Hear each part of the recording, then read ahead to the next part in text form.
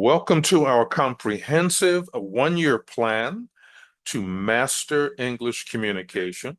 This is month 2, and if you're starting at the beginning of the year, this is February.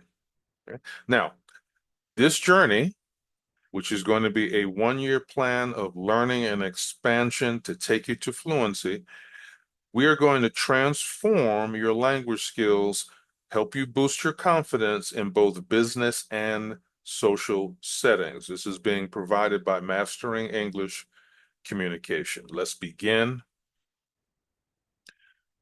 Month 2 focus, speaking fluency and listening skills. 3 things we want to do. We want to enhance speaking fluency. In other words, we want to move beyond just single sentence responses, which of course is a natural part of development when you're learning and improving in a language. And we want to engage in longer, more natural conversations. The second thing is we want to improve our listening skills. We want to hone and fine-tune our ability to understand various English accents and speakers. English accents differ from the United States, the United Kingdom, Australia, and don't forget, India is probably the largest English-speaking country based on population. All right. So you want to be able to improve your listening skills so that you can participate in the conversations and activities that you're engaged in these different environments with diverse accents. And then lastly, build confidence. Develop a relaxed, self-assured approach in your casual and professional environments. But let's just do a very fast recap of month 1. So if you haven't done month 1, this is a reminder of what you need to go back and do at some point. Number 1, expanded vocabulary. You've built a solid foundation of essential English words and phrases. Number 2, you've practiced dialogues. That means you've engaged in short, everyday conversations to improve your practical usage. And number 3, you've improved pronunciation. Your pronunciation has become clearer, enhancing overall comprehension. Now let's take a look at everyday social conversations. All right, what am I going to talk about? Topics. You want to engage in friendly conversations, friendly chats about current events, right? But stay away from hardcore politics unless that's the subject of the group you're speaking with. We have a phrase in English in the United States. Stay away from politics and religion. So, because why? That's the easiest way to probably get into a heated conversation and/or an argument. So we don't want a heated conversation. We just want to practice. But you can certainly talk about current events of sometimes. You can talk about your weekend plans. You can talk about cultural topics or personal interests, non-confrontational, non-threatening types of conversations. So what are the goals? You want to develop a natural flow in everyday exchanges. You want to really think about that. Develop a natural flow in everyday exchanges. So when you come to a interaction with someone, you're thinking about you're going to just add a little bit more, expand a little bit more. And just as you would do in your natural language or your first language. And you want to move beyond those brief responses to richer dialogues. You'll be surprised how fast that can happen. And then the challenge, ask follow-up questions, ask someone to clarify, ask someone to give you more information, right? A normal conversation like you would have in your first language. Now let's look a little bit closer. And this is about business discussion practice.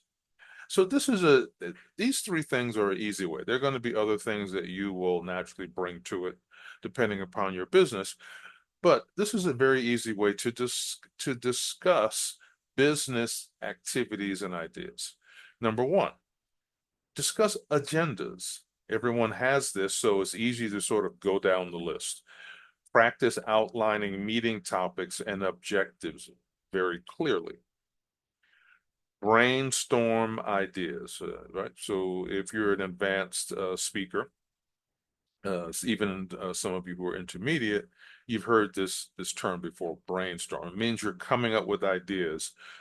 Sometimes you can do it on your own, but generally it's meant when you're working with other people. You want to engage in creative discussions for project planning. And then number three, assign tasks. Learn to delegate responsibilities effectively and politely. This is certainly tied to supervision, management, and leadership. And once again, these are just three ways to go about it. You'll be able to add more as you use these three and then expand. Role plays and simulations. Now, social role play, you want to practice planning a casual gathering or inviting someone to lunch. Workplace simulation, share project updates or negotiate responsibilities for team assignments. Gain practical experience in real life scenarios to boost confidence. So you want to make sure that it's when you do these role plays and simulations, it's as realistic as possible. Now, if you find this content useful, please give us a like. We would appreciate it. Thank you. Group meetups and discussion circles. So join meetups. You can actually do a search online for meetup groups, and they meet online, meet in person and online, right, depending on the geography and the topic, etc. Also, join professional groups. If you're engaged in human resources, certainly you want to join the Society for Human Resource Managers. We actually use the acronym SHRM, and we pronounce it SHRM, right? So this way you can engage in industry-specific discussions on platforms like LinkedIn or in other platform venues.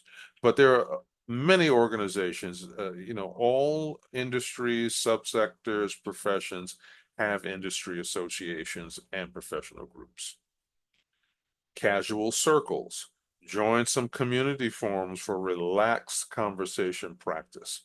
Another way to practice is toastmasters.org. It's an international nonprofit volunteer organization dedicated to communication and leadership. So I can tell you as a member for many years that it 100% will help you improve quickly and dramatically in terms of your communication and leadership skills. And sometimes you can find groups that are dedicated to a particular industry, right, or subsector in an industry. So you want to search online, toastmasters.org, and that could be another way for you to practice as well. Building pronunciation and clarity. Record yourself. Okay, I'm going to say it again. If you're one of those people that hate your voice, get over it. Record yourself. Identify your patterns and challenges in your speech. Number two, practice intonation. You want to focus on word stress and sentence rhythm. For instance, I heard someone pronounce the word capitalist as capitalist. Now, because of the nature of the conversation, I understood what he was saying. It wasn't an issue. But it's clear that most of the time you're going to hear it pronounced capitalist. And this just highlights the importance of intonation, word, and letter stress. So intonation becomes key when you want someone else to understand you. Use digital tools that will provide immediate feedback on pronunciation. Once again, there are just so many out there. Do a search on digital tools for pronunciation, and they will come up. And then try tongue twisters. Definitely will improve your articulation and fluency. And see my video on pronunciation techniques.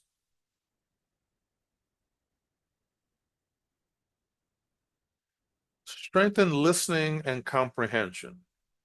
So select authentic audio or video content. I'm a big fan of business news and documentaries, but pick what works for you. And then engage in active listening. I have video content on active listening because this is super important. Most people listen incorrectly, right? Listening is a skill like anything else. So check out my videos on active listening so that you can focus on understanding what the other person is saying and their key points. And then summarize, recap main ideas verbally or in writing. So that you understand what you heard and remember it correctly. And then reflect, consider how to apply the new knowledge or skill. And then weekly mini presentations, up to 5 minutes. You can certainly do 3 to 5 minutes if you've, at first, 5 minutes seems overwhelming. But the whole idea of doing 5 minutes or a little bit less, like I said, 3 to 5, is to keep your presentation concise and focused. The group I mentioned earlier, toastmasters.org, certainly their format in their meetings will help you do this. And then you want to have 3 main points. Structure your talk with clear sections so that people can follow you. And then have a feedback session. Get constructive input from a mentor or language buddy or group that you're speaking with. And then assess yourself mid-month, right? Has your speaking confidence improved? If you're sticking with the program, you're going to find that your confidence has improved. Check on your listening skills. Assess your ability to follow group conversations and audio clips. And then vocabulary use. Check if you're incorporating new words into your daily interactions.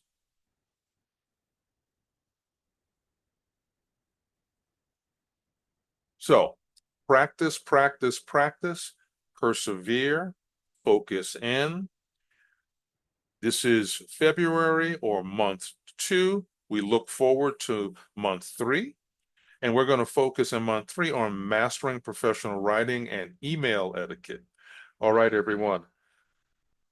Please do the follow-up exercises that I mentioned here. Look at some of the other videos, and we will continue our linguistic adventure together next month. Take care.